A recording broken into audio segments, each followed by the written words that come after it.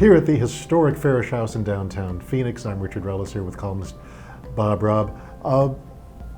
The concern is that tech companies are big, and Elizabeth Warren has some specific advice for how we can stop that problem. Others have vague advice. Your thoughts on, should we be worried about how big Amazon, Google, Facebook et al. Are getting?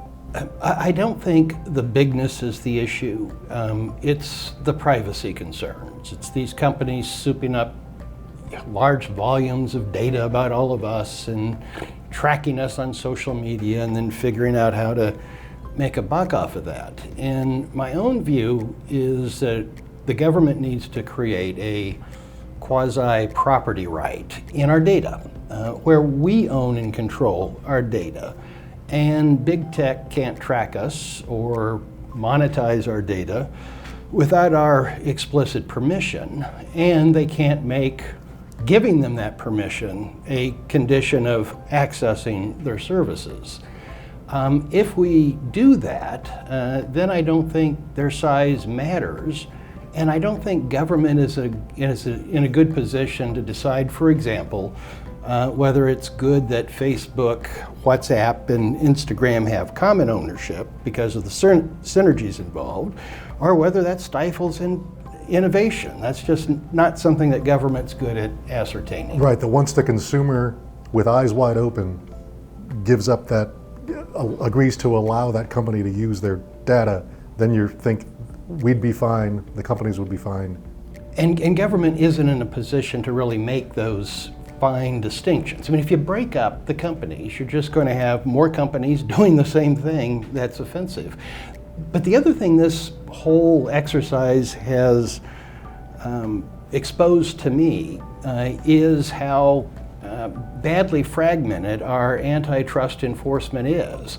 At the federal level, we've got the Department of Justice and the Federal Trade Commission having active investigations going. You either have state AGs having active investigations or threatening them. And irrespective of whether we think big tech is a problem, American businesses shouldn't be subject to so many overlapping and potentially conflicting investigations. We need to streamline antitrust enforcement so that these companies aren't answering interrogatories from dozens of different lawyers representing dozens of different government agencies and states. At least one department at a time. And this isn't addressed in the column, but you're a guy who often doesn't call for government action with the idea of giving personal permission for these companies to use your data. Do you think that's just something that consumers didn't understand what they were doing? The government has a role in highlighting that? I think that it is a missed quasi-property right.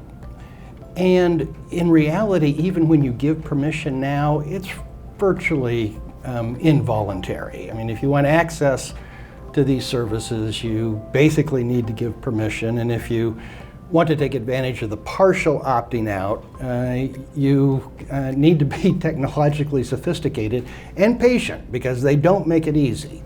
And to me, that gets the legal relationship wrong. The legal relationship should be, the data's mine.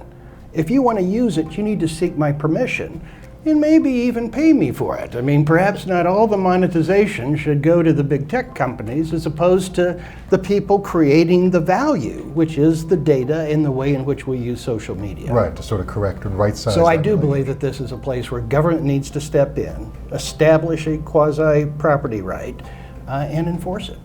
Mark this one for the books.